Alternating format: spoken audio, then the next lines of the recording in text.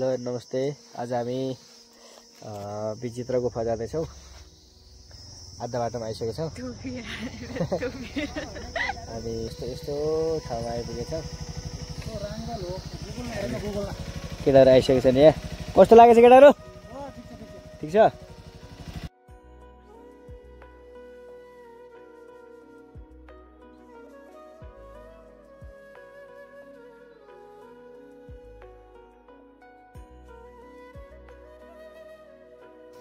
ल हामी विचित्र गुफामा आइपुग्न लागेछौँ। त्यहाँ लामो पुल रहेछ ती। अनि पारि राङदलको रातो माटो। अनि यो गुल्मी पर्यो। अनि आज यो धुलोले हालत खराब गऱ्यौँ रुगा लागेर। अनि हाम्रो दुईवटा बाइकमा आएका छौँ। जाउँ होइन। धेरै समयपछि अब फेरि भ्लग हाल्न पाउँदा खुसी लागेको छ। विचित्र गुफा प्रवेशद्वार। यो विचित्र गुफा धुर्कोट गाउँपालिका 5 वस्तु गुल्मीमा पर्छ। अत्यन्तै सुन्दर रहेछ। प्रत्येक व्यक्ति प्रवेश शुल्क 50। कल भाइ कस्तो लागेछ? दामी? एकदम ठिक छ दाइ। सर भाइले ठिक छ ठिक छ। त्यही हो विचित्र गुफा। हामी जाँदैछौँ। बन्द रहेछ यार। किन बन्द रहेछ रे? छेत्री ब्लग्समा लाइक कमेन्ट सेयर सब्सक्राइब गर्न चाहिँ नबिर्सिनु होला। लास्ट धुलो भइएछ, रुगा लागेछ। अरू त त्यस्तै हो। टोपी पुरै धुलो भएछ। अब के गर्नु? बाटै त्यस्तै छ। नेपालको बाटो त हो। विचित्र गुफा भित्र जाँदैछौँ। त्यहाँ गेट लागेको छ। के कुरो खोयो? ए सुन्तला यहाँ बन्द छ र? त उता के बन्द गरौँ र? यहाँ यस्तो रहेछ मन्दिर। यस्तो रहेछ। अनि यस्तो रहेछ। हजुर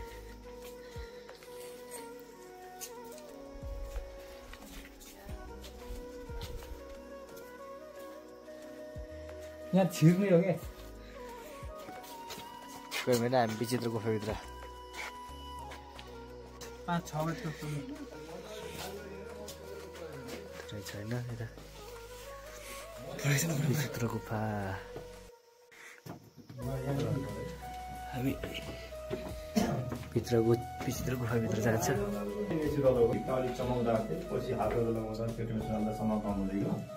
यिनी हामीले धार्मिक दिन लाग्दाखेरि भगवानसित शरण परेको मानिन्छ चाहिँ गरेर यो कहिले नेपालकै ठुलो र यहाँ साधु सन्त आउने तपस्या बस्ने मुख्य गुरु यहाँ वर मागेर सुरु हुन्छ। मान्छेले यहाँ समाधान दिइरहेको छ। यहाँ माथिको दिन हामीले धनुष हुन्छ नि, जे भगवान रामले सीतालाई विवाह गर्दाखेरि 3 खाना भाइचीको 3टा टुक्रा भएको भन्छ नि धार्मिक ठाउँ। हजुर हजुर। एक ठाउँ 2 ठाउँ 3टा टुक्रा भएको देखिन्छ। शिव धनुष मानेको रामले र परार यहाँभित्र फेरि घुम्ने उद्योग बाढी सङ्घको मिटिङ बसेको 90 जनाको यहीँभित्र। हजुर फरक ठाउँ पनि छ। हामीले यहाँभित्र बनाएको हो नि सिँढी। पहिला यस्तो भिरालो थियो। एउटा निस्किन अलिक गाह्रो हुन्थ्यो। सिँढी बनाएर हिँड्न सकिएको छ।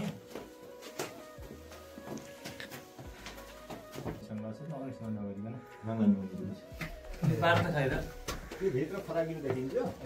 हामी जान पाइन्न। र यो पारिपट्टि गोपेनी अप्सरामा चाहिँ नाचेको देख्छ। र टाउको हातहरू खुराकहरू खुट्टा आँसुको नाचिरहेको छ। माथि राधाकृष्ण। खै माथि राधाकृष्ण। देखिन्छ कि देखिन्छ। र उता सोह्रजानी जिउली सोह्रजानी मानिन्छ। पहिला फुलबारी चढाउँछ। माथि गएर सिधै वर माग्ने शिवजीको दर्शन गर्ने। अनि आफै उत्पत्ति यही माथि पहिला नै कि पछि स्थापित गरेको र? यसलाई यतापट्टि शङ्ख यहाँ माथि हामी कैलाश पर्वत जाने शिवजीको दर्शन गर्ने माथि पनि अर्को बाटो छ त्यो बाटो झरी त्यहाँ झरिन्छ अब हामी कैलाश पर्वत लाग्छ शिवजी यहीमा कतिजना भन्नु अरे 90 माथिको बुट्टाहरू यिनी स्याप होइन लाइटै मधुरो हुन्छ नि अलिकति र यहाँ पारिपट्टि बिच्छी गोटे बिच्छी र यसलाई हामीले डाइनासोर मानेका छौँ र यता मुख्य ठाउँ शिवजी विराजमान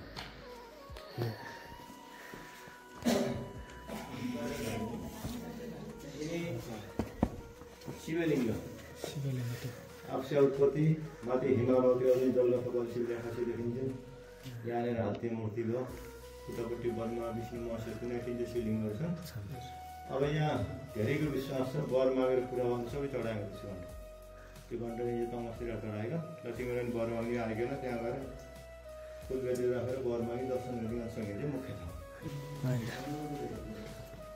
यस्तो रहेछ विचित्र गुफाभित्र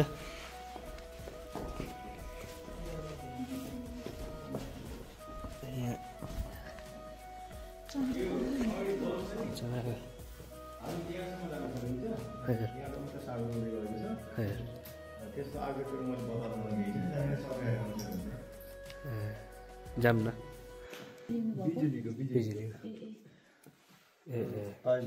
तार यो प्रकाश छिर्ने पारदर्शक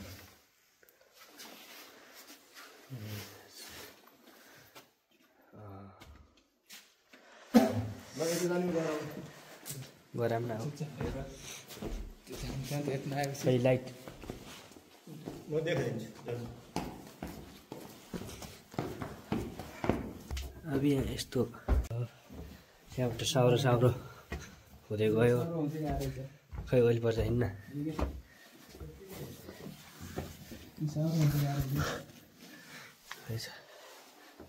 भइसक्यो त जानुपर्छ साउरो उता जानु सकिन्न होइन फर्किनु बेलैमा आइन्थ्यो नि होइन अब कम्प्युटर भ्याए बेला गइदिनु रहेछ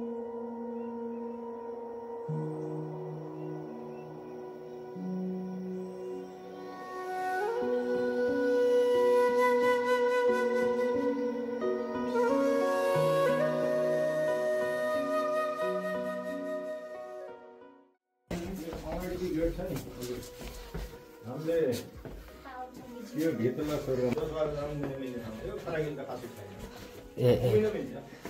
यो स्वर्ग जाने बाटो भन्ने रहेछन् अनि यहाँबाट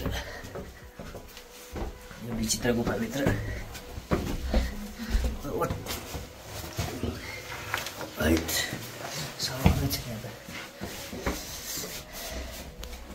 अडियोलाई यस्तो रहेछ यहाँ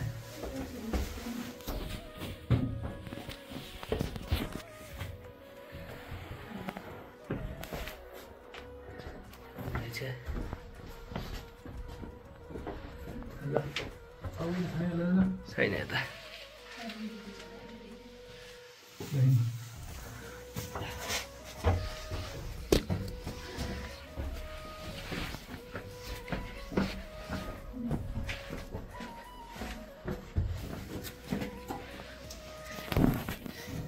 विचित्र गुफाभित्र स्वर्ग जाने बाटो भन्दो रहेछ यहाँ अचम्मको रहेछ जस घुमेर हामी फर्किँदैछौँ यस्तै साउरो छ बाटो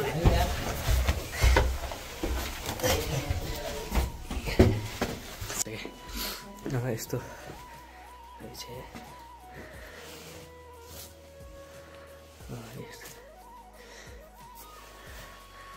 रहेछ पहिला लाइटको व्यवस्था पनि रहेछ तर अहिले पानीले गर्दाखेरि यो शङ्ख जस्तो आकृति रहेछ यहाँ विचित्र गुफाभित्र विचित्रको ठाउँ भएर विचित्र गुफा नाम रहन गयो होला नि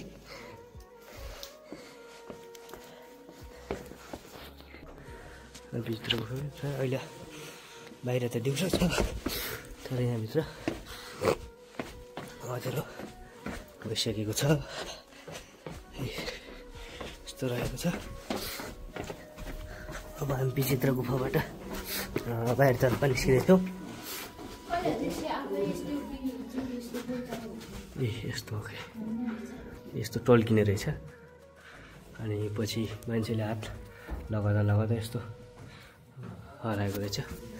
पारी पारी त्यस्तै टल्किरहेको छ, चम्किरहेको छ। यहाँ गुफा निकै ठुलो रहेको छ।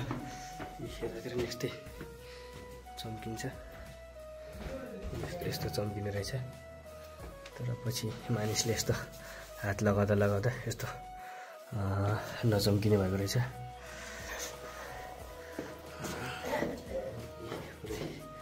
जताको त्यस्तै यो चाहिँ हुनसक्छ कि अब हामी विचित्र गुफाबाट उहाँ गुरुले हामीलाई सबै बताइसक्नु भएको छ।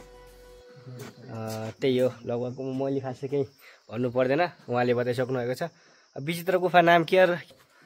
यो तपाईँले देखिहाल्नुभयो। हजुर, यो भित्र विचित्र कलात्मक आकृतिहरू आफै तिनी अब आकृति बनोटहरू देवी देवताका मूर्तिहरू बनेको हामीले विचित्र नाम राखेको। ए ए हजुर। अब यहाँ आउनलाई हामी कता कता सम्पर्क कसरी के आउन सकिन्छ?